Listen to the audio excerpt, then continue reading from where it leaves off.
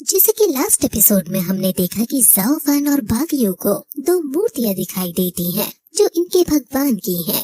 बागियो इन्हें ग्रीट करती है और इनकी इबादत करने लगती है, लेकिन ज़ाओफान को इस सब में कोई इंटरेस्ट नहीं आ रहा था और वो आसपास जब देखने लगता है तो दीवार पर उसे कुछ लिखा हुआ दिखता है। स्वर्ग और धरती निर्दयी है, यहाँ के क्रिएचर्स कुत्तों की तरह ट्रीट किए जाते हैं। ज़ाओफान को कुछ समझ नहीं आता और बागियो आसपास खजाने को ढूंढने लगती है, लेकिन उसे कुछ भी नजर नहीं आता। और तभी एक शेल्फ को खोलने पर वहाँ से कई सारे स्पिरिट्स निकलकर बागियो पर हमला कर देती हैं और अब वो दोनों स्पिरिट से लड़ने की कोशिश करने लगते हैं। ये एंशिएंट कॉर्प्स पॉइजन है जो कि ट्रेजर को बचाने के लिए कोई सीक्रेट टेक्निक है। अब वो इनको खत्म करके शेल्फ को पूरा खोल देते हैं और उन्हें वहाँ एक रिंग मिलती है और वो बागियो समझ जाती है कि ये मैडम जिंगलिंग की इकाशिया बेल है। ज़ाओफान को बेल्स में कोई इंटरेस्ट नहीं, इसलिए वो आगे बढ़ने लगता है, लेकिन बागियो उसे समझाती है कि ये कोई नॉर्मल बेल नहीं है। जिंगलिंग इकाशिया फैक्शन की फाउंडर थी और वो काफी वाइज और इंटेलिजेंट थी। जो इकाशिया बेल्ट उसने बनाई वो काफी ज्यादा ताकतवर है और ये ह्यूमन के माइंड तक को कैप्चर करने की ताकत रखती है। ज़ाओफान समझ गया है कि ये इविल डेमन मेथड है और लेकिन ये वेलफेयर यहाँ ब्लड रिफाइनिंग हॉल में क्या कर रही है। थोड़ा सोचने पर बागियो समझाती है कि जिनलिंग और ओल्ड मैन हेक्सेन पत्नी पत्नी थे और वो मिलने आते थे, जिस वजह से ये बेल यहाँ रखी गई है।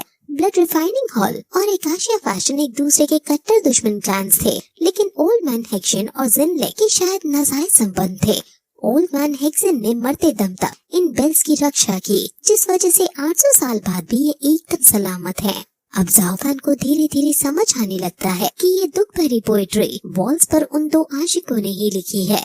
वो फिर अब उस पोएट्री को पढ़ने चला जाता है और जैसे ही वो उसे छूता है उसके अंदर से होली फायर निकलने लगती है और एक बड़ा सा हाथ निकलकर ज़ाओफान पर हमला कर देता है और फिर अचानक खुद अपने आप अंदर भी चला जाता है और वहाँ कुछ लिखने लगता है। ये हेवनली बुक है और हेवनली बुक के अंदर होली टीचिंग्स के होली वर्ड्स लिखे हुए हैं। जो भी इनके सुपरनैचुरल पावर्स हैं वो इन्होंने हेवनली बुक से ही सीखे हैं। अब ज़ाओफान उसे पढ़ता है और उसने काफी अटपटी सी लाइन्स और मंत्र लिखे थे, जैसे धरती और स्वर्ग अनंत समय तक आगे बढ़ सकते हैं, जिसका यूज करके जीवन को लंबा बनाया जा सकता है। वो इन सभी को पढ़ने लगता है और फिर एकदम चौंक कर कहता है कि आखिर ये कैसे हो सकता है। वो फिर और ध्यान से पढ़ता है और उसे समझ आ जाता है कि ये तो हाईएस्ट ऑर्डर बुद्धिज्म के श्लोक हैं। ये यहाँ क्या कर रहे हैं? आखिर बुद्धिस्ट का सुपरनैचुरल पास और डेमोनिक कल्टीवेशन से क्या लेना देना है? ज़ाओफान को कुछ समझ नहीं आ रहा है, क्योंकि heavenly books of teachings Buddhism's way of teaching से काफी सिमिलर है, लेकिन ऐसा आखिर क्यों है? असल में बागियो उस क्लैन से है जो डेमोनिक कल्टीवेशन करते हैं और हेवनली बुक्स बागियो के इंसेस्टर्स की हैं। मींस ये बुक डेमोनिक कल्टीवेशन से रिलेटेड है, इसलिए इसको बुद्धिज्म से सिमिलर पाकर वो सदमे में है। वही सीनियर लू और बाकी सभी सेट के अंदर लौट गए थे और सीनियर लू को ज़ाओफान की काफी ज्यादा याद आ रही थी, क्योंकि वो उसे वहीं छोड़ आई थी। उसके साथ ही उसे समझाती भी है कि तुम चिंता ना करो, हम सर्च टीम को वहाँ भेजकर पता लगाएंगे, लेकिन फिर भी उसे काफी ज्यादा गिल्ट हो रहा है।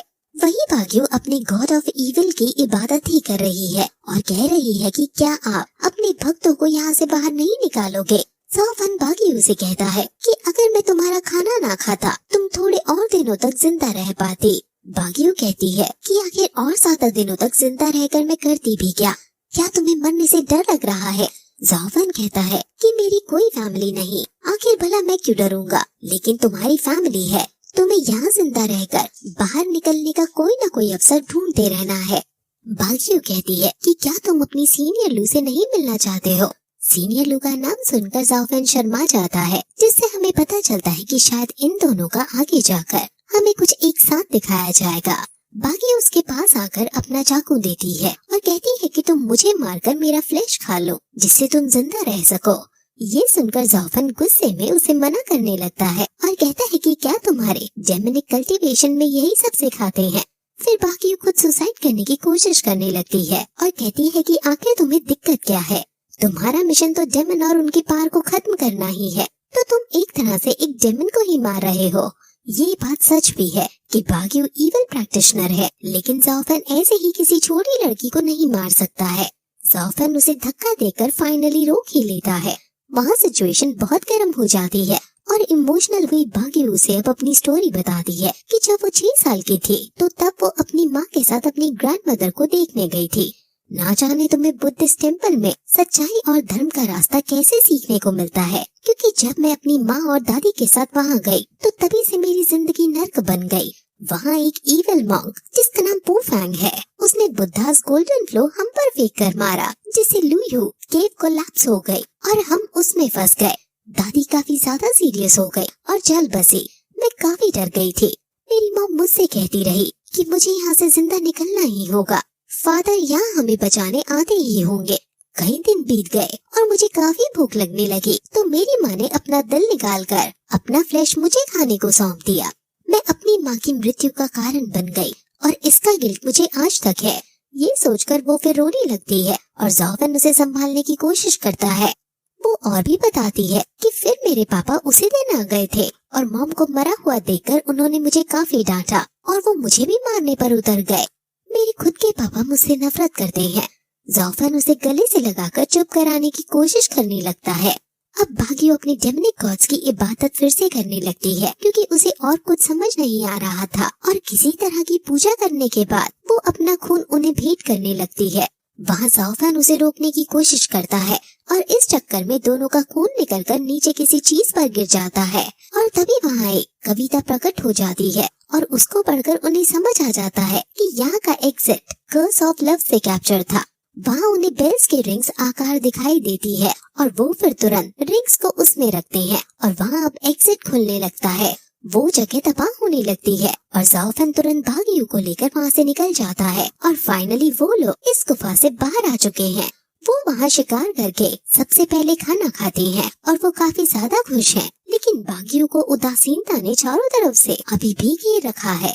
ज़ाओफेन उसके हाथ को देखता है क्योंकि उसका हाथ गलती से जल जाता है। वो फूंक मारकर उसे राहत दिलाता है और बागियो को काफी अच्छा लगता है और फिर वो खुश होकर खाना खाती है और फिर यही एपिसोड खत्म हो जाता है।